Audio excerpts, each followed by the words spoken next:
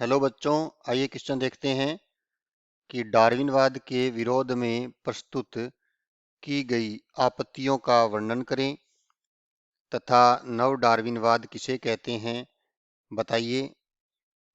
तो देखिए, सबसे पहले हम बात करते हैं मुख्य अवधारणा की। जैसा कि हमें पता है कि डार्विन जो थे उन्होंने प्राकृतिक वर्ण का सिद्धांत दिया था।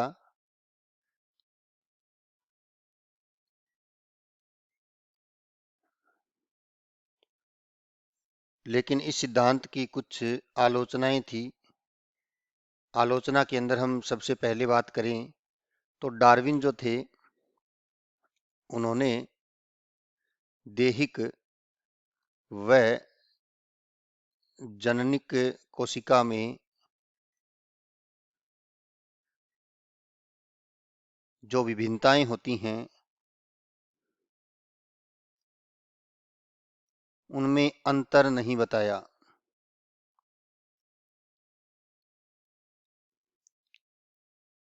यह इनकी पहली आलोचना थी।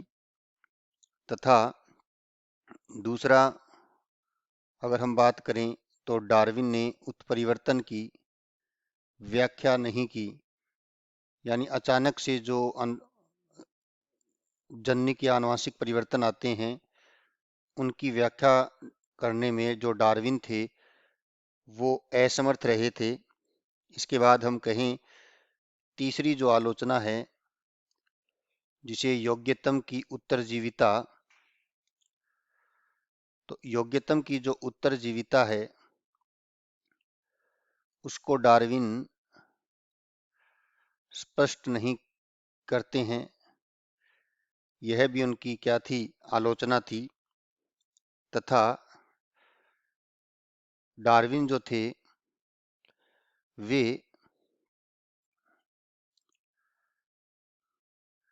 संयोजक जो जाति होती है उसकी जो व्याख्या है वो नहीं की। और जो पांचवी आलोचना की बात अगर हम करें तो अवशेषी जो अंग होते हैं उन पर डार्विन ने प्रकाश नहीं डाला। ये डार्विन के सिद्धांत की क्या थी, मुख्य आलोचनाएं थी।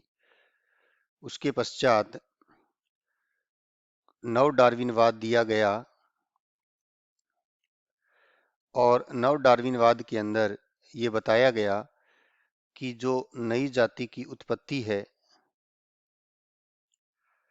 उस नई जाति की उत्पत्ति में प्राकृतिक वर्ण के साथ साथ उत्परिवर्तन और जीन अपवाह जैसी अन्य चीजें भी नई जाति की उत्पत्ति के लिए उत्तरदायी थी। तो इस प्रकार डार्विनवाद में कुछ संशोधन किया गया। तो आशा करता हूं आपको ये प्रश्न समझ में आया है। धन्यवाद।